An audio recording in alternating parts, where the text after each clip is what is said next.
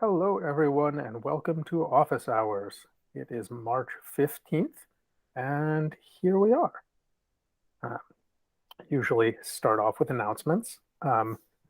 Guess maybe the first announcement is that we are going to try and cut a 5.3.0 relatively soon to handle some dependency upgrades. I don't have any other announcements.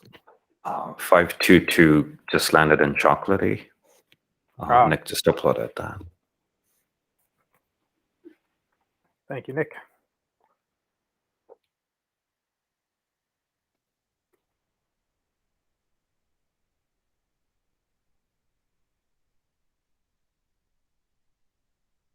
If anyone else has anything.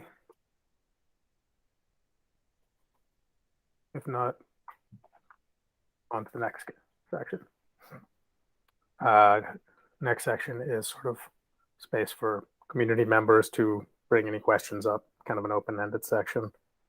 I'll pause for a moment, but mostly I see usual faces.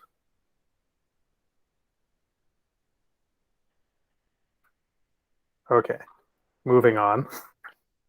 I would love more people to show up and ask us questions, but I feel like I want to hold the space even if no one is here.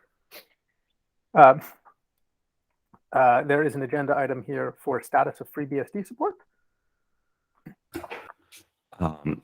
Yeah, I added this. There's a couple of questions that came across to me, and it seems like we don't support FreeBSD anymore. We used to at some point way back. I also checked the port is also expired on BSD ports, but we mention it, installing it, downloading it on various documentation, downloads page, schema page. Should we just remove them? And okay.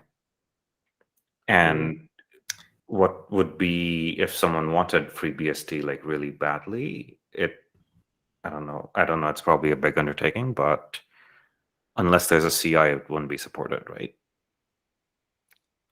So I think that no one has built it on FreeBSD since several rounds of build system changes. Yeah. So it might still work, but I don't know that we have any expectation of that. Sorry. So go on. No, just wanted to mention, the last time I tried to build it, but it was with back, and that was when we sort of dropped it. Because when we did the passage to experimental and then experimental plus back with CMake, back was adding some logic inside to build FreeBSD, but it wasn't working. It was all broken, and then we didn't also have any CI to have the test run, build it, etc., etc. So yeah, we still have obviously the code. There are the tables, etc. 41 tables. Yeah. But beyond that, there's no logic in the build system, and we would really need to have a CI for it. I think for it to be properly supported, we would need to have CI for it. I would probably approve PRs that removed it from docs, from website, from schemas. I might pause on removing it from code, but even the if-defs might be too stale now to be worth keeping. So that one I feel like I'd want to talk larger with the group about, but just removing it from all documentation, I think that would just get a pretty rapid thumbs up, because that's a reality. Were you asking because you had customers interested in FreeBSD support, or was it more about keeping the docs up to date? More that I was getting questions, not from customers, but from people just randomly. And I noticed that if you still go and read the docs, it says hey, install on FreeBSD. Here's the instruction on how to do that, which don't work. And if you go to the download section, there's alternative ways to download, and there's also install on FreeBSD.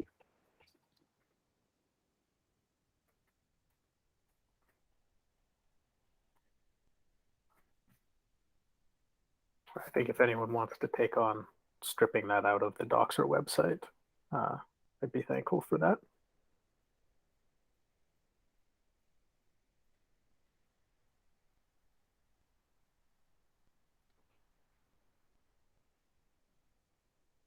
Okay, it's a quiet week. We're 8 minutes in. Does anyone have any other agenda items?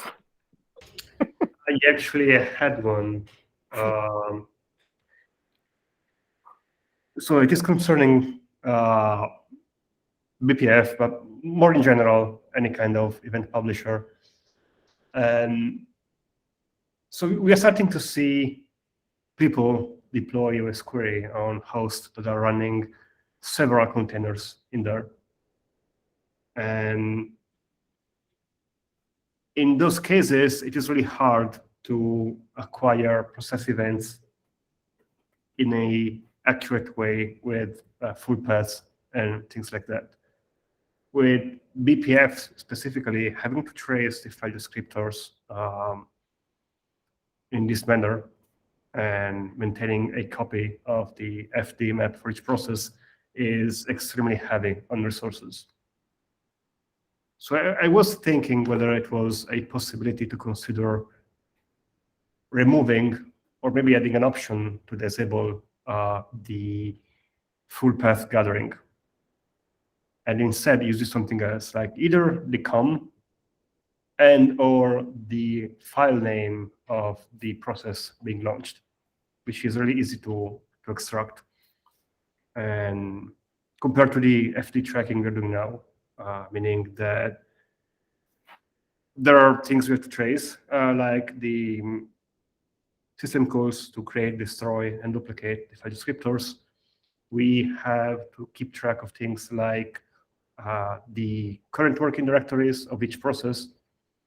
And we have to be careful when checking things, because we may have to look up the paths based on a combination of absolute paths, relative paths, and file descriptors. And it is super complex.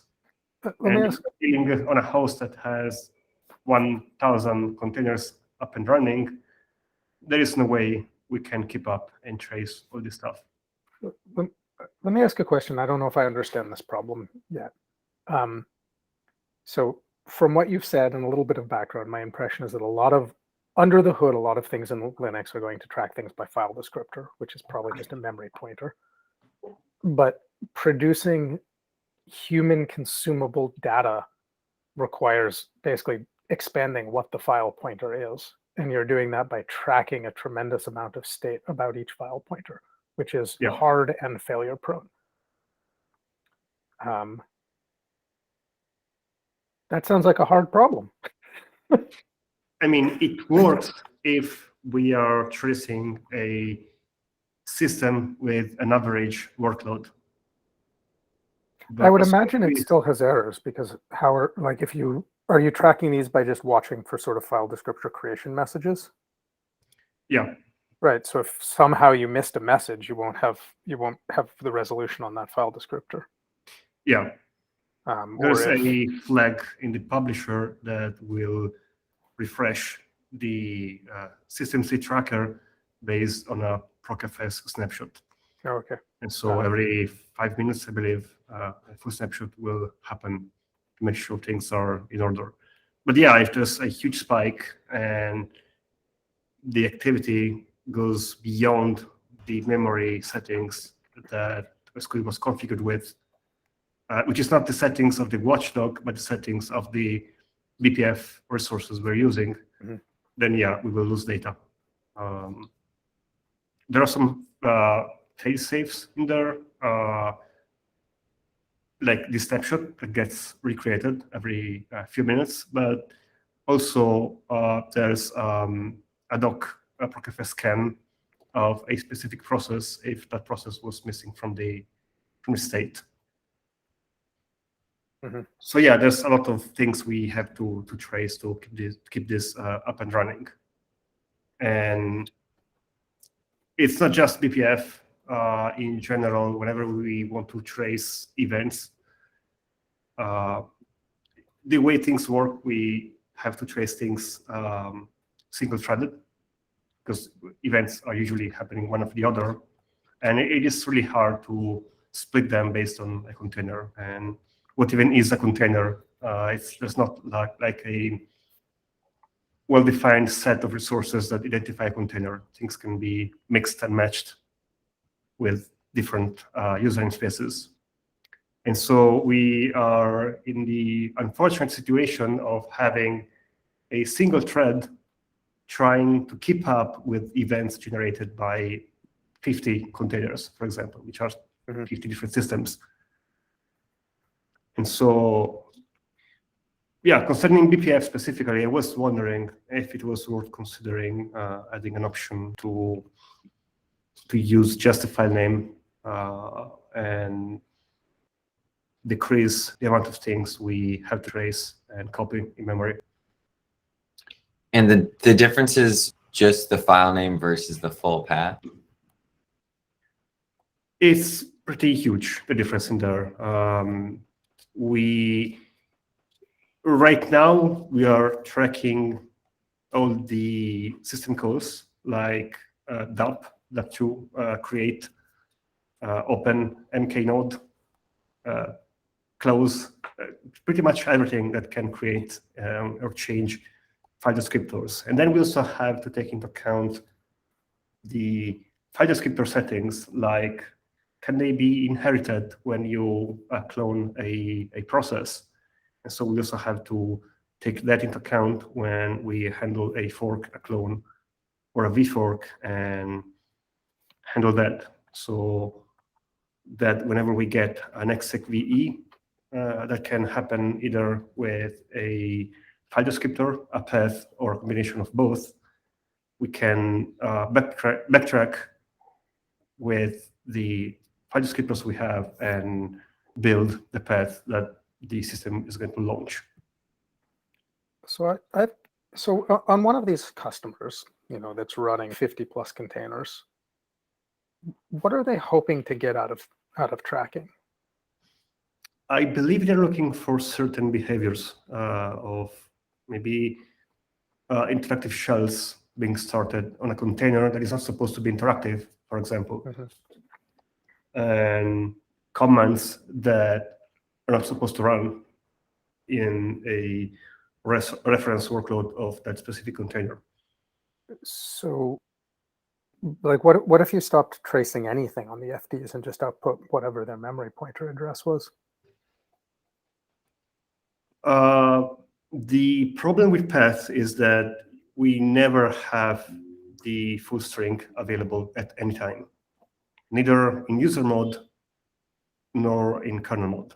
In user mode, because maybe we are, I believe that the glibc version of the execve system call will always call the execve@, which uses a file descriptor for the directory root, and based on that, the relative path to the binary. Sorry, let me ask you. I may not be formulating a question well. So I feel like the BPF tracing and tracing in general, and Osquery in general, fulfills two roles here. One of them is data generation. Right? Can we just extract data and shove it into some other system, some giant data lake system? And another one is in cleaning data, right? So when you talk about resolving file descriptors, that's very firmly in the data cleaning category to me. And that's a thing we also sometimes do by joining tables, right? If you wanted to expand what a UID was, you'd have to join it against users, right? So it's like a data cleaning. But I'm kind of nosing around wondering, is there, like, what would it look like to only export whatever we could export very cheaply, right? Like, what's the minimum thing we could export? Is it just the FD address? I believe we can easily take the file name.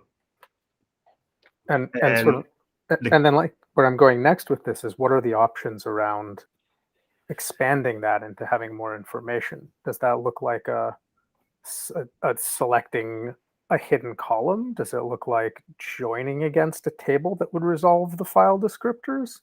And then, like, you could do it at small scale, but not at large scale? The problem there is that the file descriptor will, they are not static. They are created and destroyed. Mm-hmm. So I believe it would not be really helpful to support a table that you can join to resolve them. And the reason we are tracing all these events is to avoid race conditions. In the ideal case, when the memory is enough and the CPU is enough, we are not losing any kind of event, then we have correct paths at a cost of complexity. If we were to, try and make this lighter, we could just take the file name, which I believe it would be still helpful. I'm not sure what or how much people would complain about it.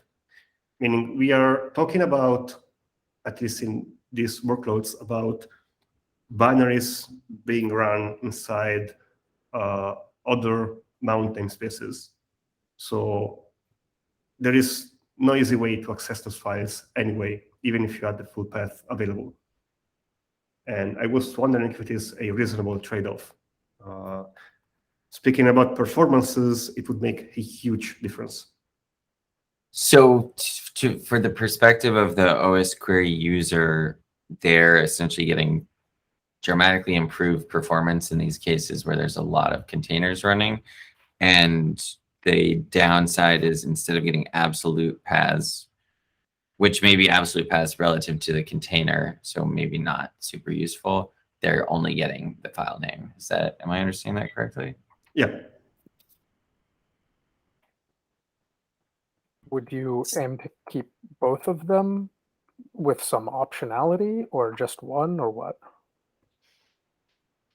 I'm not sure. It really depends on, like, what we are seeing right now is that people would prefer Osquery not to use too many resources. And in, I want to say, 99% of the setups I've seen, even the watchdog settings they are using are not enough to cover what BPF is supposed to do. In some cases, even audit. So I'm not sure how. I'm afraid that the current implementation is, even though it is more precise, it is too heavy to be used by most users. I think I would totally favor dropping from full path to path. And I guess I kind of leave it up to you as whether we should think about leaving in support for full path or not. I was thinking about, so I mentioned the experiments I would like to introduce in the Osquery concepts. And I would start with a completely self-contained table with the new implementation. I have not started working on this. This is just how I would like to start. And yeah, I would keep them both in core for a while and gather some feedback. Yeah, do you think the implementation is going to be dramatically different? Or is it just like removing some code? Ideally, so there are two ways to implement this. The first one is the COM. I have no idea how that is generated. Maybe Stefano knows more about it. And the second way is by actually taking the name of the file on disk. I believe the COM is easy to mess with. The file name should be more reliable. And we can decide to go either way. The implementation would be really different. In the case of the COM, it is just a BPF helper you call from within the BPF environment. So file descriptors are not used anymore. And in the case of the file name, we would work with the file system structures, in this case, the entry struct. So again, without file descriptors. So in both cases, the implementation would be different here. I think I'm just thinking about, let's say we do this and someone says, I really need full path. I don't have a lot of utilization, but I really want that full path. Do we just say, nope, sorry? Or would we end up wanting to re-implement that? Yeah, I do not have an answer for this, and that is why I was thinking about making this kind of experiment. I don't know if the Also, the good thing about the new implementation would be that I would aim to have close to zero correlation within the Osquery publisher. So what we get from the probes is exactly what we emit inside the table, which would free up resources and make things more lightweight. that's for like an ideal one where we, drop the full path, right? Yeah. I mean, all of this sounds pretty reasonable to me. I think the only thing that gets tricky is it's a change from what's released. So if there's anyone who is using and depends on full path, now that I say that, I bet there isn't. And if there was, I bet you would know them. Right? Like I just doubt there are that many BPF users. Yeah. I'd be pretty certain someday we'll hear from someone who wants the full path. I mean, there's no doubt about that, but I don't think that should. I think that we should, if we're going to make this decision, we should go into it knowing that. But I don't think that should stop us from making the decision. I think that we should just expect to need to explain why we've done so. So I have a half-baked idea on how to solve that. We would try and backtrack up to the system root, starting from the entry struct of the file being executed. It's messy because you have to take the entry and go to the parent until you find the root of that specific file system, and then you have to hop to jump to the parent file system, if there is any, and so on and so forth until you find the final root and assemble that in a path. When would you do that? Ideally, never. Well, where I'm going is if you did that on every event, that sounds like it would overwhelm things again. And if you cached them, that sounds like it would overwhelm things. So this would happen directly within the probes that we would load on the system. And so we would still have no correlation or complex code on the Osquery side. Yeah, but it's still load and complexity in the probe side. So the probes are kind of nice because they are, once they are emitted to BPF bytecode, the kernel will also JIT them back to native code. And they're really fast. It's still a recursive thing that you're hitting every time a thing's generated, so even very fast. That is true, but it will only happen directly inside the event we want to track, compared to now where we have several things like we do not emit an event for an open, but we have to trace it anyway because we need the file descriptor. So it is still way more lightweight compared to just to what we're doing now. I don't think it will make things considerably bad performance-wise. It's just kind of messy to implement it.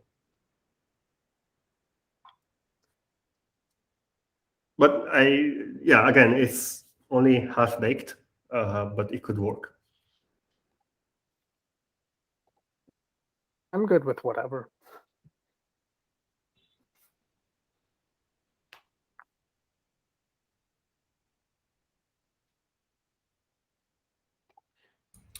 Yeah, I mean, I am inclined to agree with whatever you think is best. Like, you're by far the expert here, so I think I wouldn't call myself expert. I'm experimenting with things, but yeah, well, you're the expert of this group.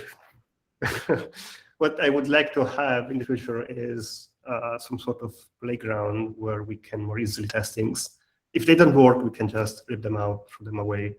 But if they do work, then we can have a more clear roadmap. I guess my aim is to finding a way to support modular deployments. When Osquery was written initially, we didn't have all these super dynamic environments with Kubernetes clusters and Docker containers everywhere and things like that. And I would like to find a way to see where we should head with new development. So if we just talk about the idea of experimental tables again, we talked about this like last week or the week before or something. I feel like I don't feel like we have consensus on what that would look like in the code. In the code, so as a disclaimer, I would like experiments to only be available to a selected group of people, the TSC and people that have write access. I don't want people to commit like things that change system state in the experimental section of Osquery, ideally. I believe the only rule I would like to have there is that we should be able to delete the table with no notice. If we decide we don't like it or we decide that it needs to be changed, we have to be able to do so. And additionally, it doesn't have to touch anything outside of the table itself. So no changes to core and no changes to other tables. If they are refactors that are useful for everyone and for Osquery as a project, then yes, we can land those changes in a different pull request. But the experiment itself ideally has 0 files outside its own folder. And deleting it means just doing a git ref on this folder and deleting a line on CMake. I want to think harder because I don't know that if I thought about experiments and I think about the problem you're describing, the thing that I think you're solving for is being able to get test code out to other people to see how something works, right? Like, what if I wrote BPF this way? Would this work? Let's try it at scale. Or, is this useful to people? I'd like to hear about it. I might be wrong, but I feel like that's the problem you're describing. And I feel like a solution where we create this weird gated enclave of Osquery that has like different coding standards doesn't feel like a good answer. I'd almost say like, I don't know, just hand them a fork, or if we want to feel like we can promote a table from being an experimental table to a production table, we want to be able to know we delete it. And I feel like that's sort of how do we signal to people who might use this table that we are not committed to it and it might go away? And I feel like that's almost just a naming question. And I don't feel at all strongly about isolating things in the code base because I just don't think our code base is set up for it. So like to some degree, sure, isolation is good, but it just feels like a very big requirement. So it's definitely hard to isolate it on the code, and I would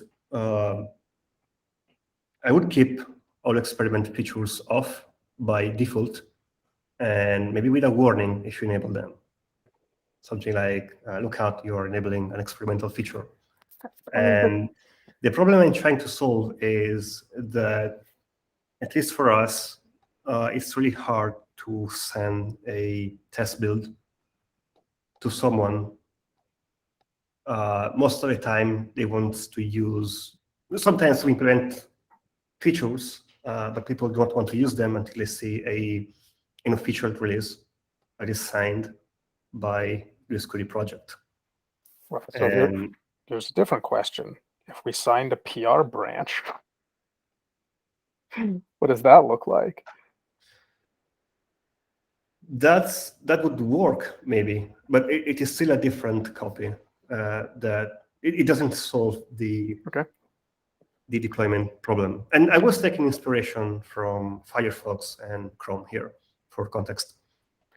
So I think one of the things that's very different about Firefox and Chrome, though, is that some of those experiments are fundamentally changing like parts of the UI or other things. If you shipped a table that was called _experimental_BPF implementation, like, I would probably approve that. And I think the question is just how do we sort of signal something is experimental and might be removed? And I don't know that I like configuration flags, because I feel like configuration flags start bringing in a whole host of, are we going to commit to maintaining this flag for a long time? I feel like I'm almost much more in favor of being like, you get a stupid table name, and we'll remove the stupid table name when it either goes into production or we get rid of the thing. And I don't know that that's the right balance, but that's like, I feel like I do this a little bit in Launcher, right? If I want to test a thing, I'll just push it out and then we'll test it, and we'll delete the table if we don't like it. I guess I don't want to add a lot of process, because I think a lot of it just feels like it'll get in the way, and I might be wrong. So the flag was handy because I would like to keep things off by default. If it is not a flag, how about an entry in the configuration file? Well, why? If you're shipping an experimental table, if no one queries the table, does it impact anything? It does if it is an event-based table. Not if does it though? I didn't think those triggered subscriptions if they were not in the query plan. We do need to start the service that loads the probes and aggregates the events. Okay, then if we think we need that kind of functionality, and you've just enumerated a case where we do, I think the consideration that I would care about is that our flags be something like -- enable experiment equals string, because that way, Yeah, at the point in time the experiment is no longer relevant, it doesn't blow up a flag file. yeah, that makes sense. Maybe it generates a warning message or something. And I think the other thing that I feel is I don't feel like we would need a flag to enable an experimental table. Event publisher may be a different story. Config parsing, like there are cases, right? Where we might want flags for experiments because they have some kind of larger Osquery impact. But I also think that things like that are going to be very hard to keep in some directory. Also, for experimental tables, kind of like the columns, can we add an attribute that it's experimental and just like hide it in the table list? I don't know. You mean like building hidden table functionality? Yeah, like we have hidden columns. It's just an attribute, and whenever like the shell or whatever calls the get tables, we just don't show the hidden ones. Maybe. I don't feel strongly. I think I just kind of want to do the least work necessary to create a framework that I think we won't heavily use. And I don't want to make it hard to go from experiment to production. So that's some of, I think, why I sound so hesitant or so opposed.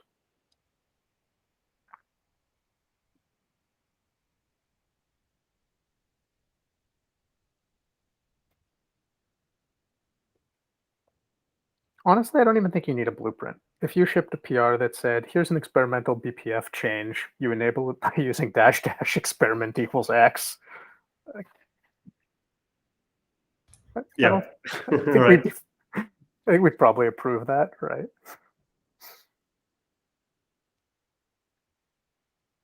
Yeah, that's fine with me.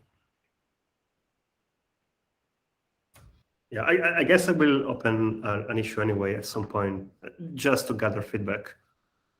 And it's really hard to get feedback from people on tables and things like that.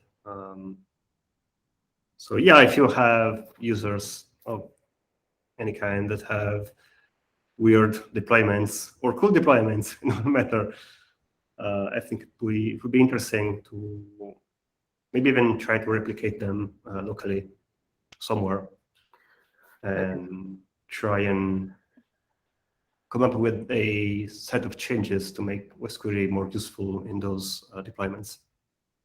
I am seeing kind of a weird bug occasionally right now, trying to track it down.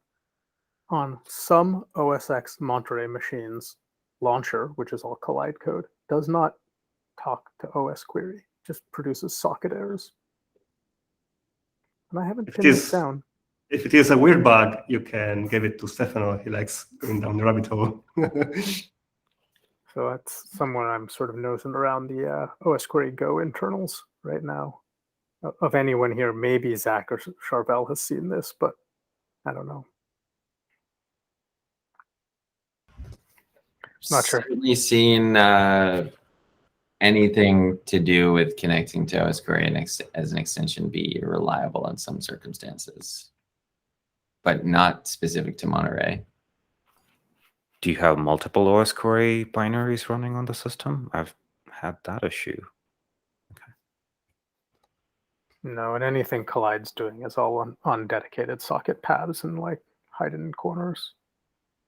So I've just seen, I don't know, I'm trying to write some test cases to understand if this is an OS query or in the Go side, or if it's like some bug in Apache Thrift's Go implementation or some nonsense like that.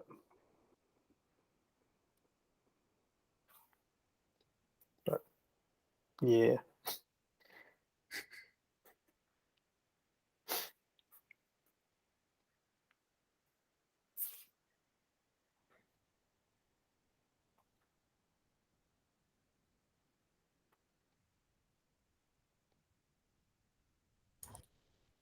I joined late. Did we mention anything about that issue that we examined? You're talking about the one you and I discussed earlier today? Yeah. The only thing we mentioned is that we will probably cut a 5.3 release soon to handle some dependency upgrades. Okay. Are there other things you'd like to talk about? No. No, that was Is all. there any impact or non-impact or? I believe Alessandro found one CVE that potentially affects that would potentially crash Osquery in certain cases of corrupt data. A denial of service that causes the watchdog to kill Osquery. Anything that causes Osquery to crash for one reason or another is denial of service. But a crash that was caused by a memory corruption problem implies a different level of impact. That's true. Thank you. You're right.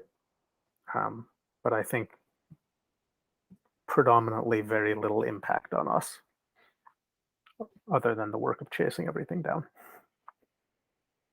And the longer term work of making this, taking more initiative and automating it. But we discussed that on the last call. We'll have something to announce, I suppose, in GitHub issues eventually.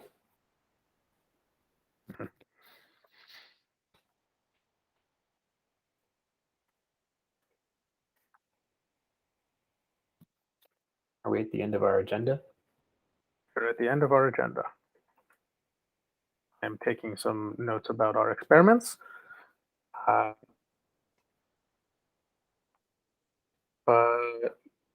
if people don't have other things, we could all have 18 minutes back. Works for Last me. call. Speaking of Monterey, last thing, I added a bunch of updates to Wi-Fi networks, a bunch of new columns, deprecated older ones, shouldn't be affecting people. Tested on Mojave, Catalina, and 11 and 12. Nice. Yeah. Glad to see it. And there's a binary file in the list. Don't freak out. It's just a test airport preference. It's a binary plist now.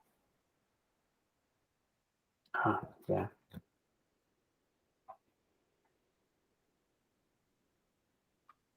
Okay. Well, thank you all for your time. and I'll talk to you in 2 weeks. Thank you, everyone. Bye. Thank you. Thanks a lot. Bye. Bye.